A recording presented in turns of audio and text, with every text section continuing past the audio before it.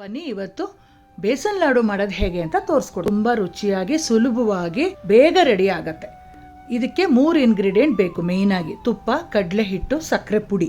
ಸಕ್ಕರೆ ಪುಡಿ ರೆಡಿಮೇಡು ತಗೋಬೋದು ನೀವು, ಬೇಡ ಅಂದರೆ ಮಿಕ್ಸಿ ಜಾರಲ್ಲಿ ಸಕ್ಕರೆ ಹಾಕಿ ಪೌಡ್ರ್ ಮಾಡ್ಕೊಳ್ಳಿ. 1 ಗ್ಲಾಸು ತುಪ್ಪ ಬೇಕಾಗುತ್ತೆ. ಮೊದಲು ಬಾಣಲೆಗೆ ಅರ್ಧ ಗ್ಲಾಸ್ ತುಪ್ಪ ಹಾಕ್ಕೊಳ್ಳಿ. ತುಪ್ಪ ಕಾದ್ಮೇಲೆ ಎತ್ತಿಟ್ಕೊಂಡಿರೋಂಥ 3 ಗ್ಲಾಸು ಕಡಲೆ ಹಿಟ್ಟನ್ನು ಸೇರಿಸ್ಕೊಳ್ಳಿ. ಕಡಲೆ ಹಿಟ್ಟು 3 ಗ್ಲಾಸ್ ಹಾಕಿದ ತಕ್ಷಣ ಅರ್ಧ ಗ್ಲಾಸ್ ತುಪ್ಪ ಹಾಕಿರ್ತೀವಲ್ಲ, ಅದರಲ್ಲಿ ಫಸ್ಟು ಸ್ವಲ್ಪ ಮಿಕ್ಸ್ ಮಾಡ್ಕೊಳ್ಳಿ. ಗಟ್ಟಿ ಆಗುತ್ತೆ. ಯಾಕಂದರೆ ಇಮಿಡಿಯೇಟಾಗಿ ಕಡಲೆ ಹಿಟ್ಟು ಹಾಕಿದ್ರೆ ಡೈರೆಕ್ಟಾಗಿ ಬಾಣಲೆಗೆ ಕಚ್ಕೊಳ್ಳುತ್ತೆ ಅಂತ ಮೊದಲು ಅರ್ಧ ಗ್ಲಾಸ್ ತುಪ್ಪ ಹಾಕ್ತೀನಿ.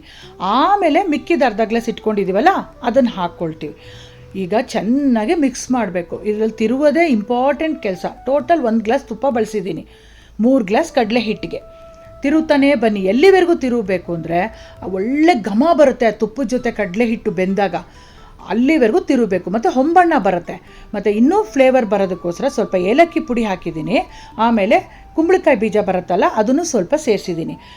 ಲಾಸ್ಟಲ್ಲಿ ಬಾದಾಮಿನೂ ಕೂಡ ಸೇರಿಸ್ತೀವಿ. ಇದೆಲ್ಲ ನಮ್ಮ ಚಾಯ್ಸ್ ಅಷ್ಟೇ. ಬಾದಾಮಿ, ಕುಂಬಳಕಾಯಿ ಬೀಜ ಹಾಕೋದು ಅದೆಲ್ಲ ನಮ್ಮ ಚಾಯ್ಸ್ಗೆ ಹಾಕೋಬೋದು, ಬೇಡ ಅಂದರೆ ಪ್ಲೇನ್ ಮಾಡ್ಕೋಬೋದು. ಏಲಕ್ಕಿ ಪುಡಿ ಅಂತೂ ಮಸ್ಟಾಗಿ ಹಾಕಬೇಕು, ಒಳ್ಳೆ ಘಮ ಬರುತ್ತೆ. ಫೈನಲಾಗಿ ಒಲೆ ಉರಿ ಆಫ್ ಮಾಡೋಕ್ಕೆ ಮುಂಚೆ ಎಲ್ಲಿವರೆಗೂ ತಿರುಗಬೇಕು ಅಂದರೆ ಸ್ವಲ್ಪ ನೀರು ಚುಮ್ಸ್ಕೊಳ್ಳಿ. ಆವಾಗ ಅದೊಂಥರ ನೊರಿಯಾಗಿ ಮೈಸೂರು ಪಾಕ್ ಬರುತ್ತಲ್ಲ ಗೂಡಾಗಿ, ಹಾಗೆ ನಮಗೆ ಗೊತ್ತಾಗುತ್ತೆ. ವಿಡಿಯೋದಲ್ಲಿ ನೋಡ್ತಾ ಇದ್ದೀರಲ್ಲ, ಒಂಥರ ಫೋಮಿ ಟೆಕ್ಸ್ಚರ್ ಬರುತ್ತೆ. ಆವಾಗ ಕಡಲೆ ಹಿಟ್ಟು ಚೆನ್ನಾಗಿ ಬೆಂದಿದೆ ಅಂತ ಅರ್ಥ. ತುಪ್ಪದಲ್ಲಿ ಚೆನ್ನಾಗಿ ಹೊಂದ್ಕೊಂಡಿರುತ್ತೆ. ಈಗ ಒಲೆ ಉರಿ ಆಫ್ ಮಾಡಿಬಿಟ್ಟು ಸೈಡ್ಗೆ ಇಟ್ಬಿಡಿ. ಕನಿಷ್ಠ ಪಕ್ಷ 4 ರಿಂದ 5 ಗಂಟೆ ತಣ್ಣಗಾಗಕ್ಕೆ ಬಿಟ್ಬಿಡಿ. ಚೆನ್ನಾಗಿ ಕೂಲ್ ಆದಮೇಲೇ ಸಕ್ಕರೆ ಪುಡಿನ ಸೇರಿಸ್ಕೋಬೇಕು. ಇದನ್ನು ಚೆನ್ನಾಗಿ ನೆನಪಿಟ್ಕೊಳ್ಳಿ. ಬಿಸಿ ಇದ್ದಾಗ ಸಕ್ಕರೆ ಪುಡಿ ಸೇರಿಸ್ಬಿಟ್ರೆ ಪಾಯಸ ಥರ ಆಗೋಗುತ್ತೆ. ಫುಲ್ ಕೂಲ್ ಆಗಬೇಕದು ಕಡಲೆ ಹಿಟ್ಟು. ಆಮೇಲೆ ಸಕ್ಕರೆ ಪುಡಿ ಸೇರಿಸ್ಕೋಬೇಕು. ಇಲ್ಲಿ ಎಷ್ಟು ಸೇರಿಸ್ತಾ ಇದ್ದೀವಿ ನಾವು? 3 ಗ್ಲಾಸ್ ಕಡಲೆ ಹಿಟ್ಟಿಗೆ 2.25 ಗ್ಲಾಸ್ ಅಷ್ಟು ಸಕ್ಕರೆ ಪುಡಿ ಸೇರಿಸ್ತಾ ಇದ್ದೀನಿ. ನಾನು ಆಗಲೇ ಹೇಳ್ದಂಗೆ ನೀವು ರೆಡಿಮೇಡ್ ಸಕ್ಕರೆ ಪುಡಿನೂ ಹಾಕೋಬೋದು, ಇಲ್ಲಾಂದರೆ ಮಿಕ್ಸಿ ಜಾರಲ್ಲಿ ಸಕ್ಕರೆ ಪೌಡ್ರ್ ಮಾಡಿ ಕೂಡ ನೀವು ಸೇರಿಸ್ಕೋಬೋದು. ಆಮೇಲೆ ಸ್ವಲ್ಪ ಟೇಸ್ಟ್ ಎನ್ಹಾನ್ಸ್ ಮಾಡೋದಕ್ಕೋಸ್ಕರ ಬಾದಾಮಿನ ಕ್ರಷ್ ಮಾಡಿ ಹಾಕ್ತಾಯಿದ್ದೀನಿ. ಇದೆಲ್ಲ ನಮ್ಮ ಚಾಯ್ಸ್ ಅಷ್ಟೇ. ಗೋಡಂಬಿ, ಬಾದಾಮಿ, ಪಿಸ್ತಾ, ನಿಮ್ಗೆ ಯಾವ ಡ್ರೈ ಫ್ರೂಟ್ಸ್ ಬೇಕಾದರೂ ಸೇರಿಸ್ಕೋಬೋದು, ಬೇಡ ಅಂದರೆ ಪ್ಲೇನಾಗಿ ಕೂಡ ಮಾಡ್ಬೋದು.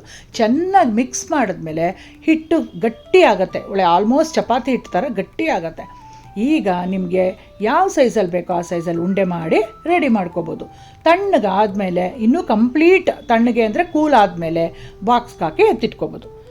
ಖಂಡಿತ ಈ ವಿಡಿಯೋ ನೋಡಿದ ತಕ್ಷಣ ನೀವು ನೆನೆಸಿದ್ರೆ ಬೇಸನ್ ಲಾಡು ಮಾಡ್ಕೋಬೋದು.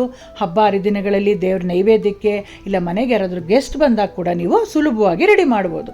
ಖಂಡಿತ ನಿಮಗೆಲ್ಲ ಈ ವಿಡಿಯೋ ಇಷ್ಟ ಆಗಿದೆ ಅಂದ್ಕೊಂಡಿದ್ದೀನಿ. ಮತ್ತೆ ಬೇರೆ ವಿಡಿಯೋದಲ್ಲಿ ಸಿಗ್ತೀನಿ friends. Until then take care, ಬಾಯ್.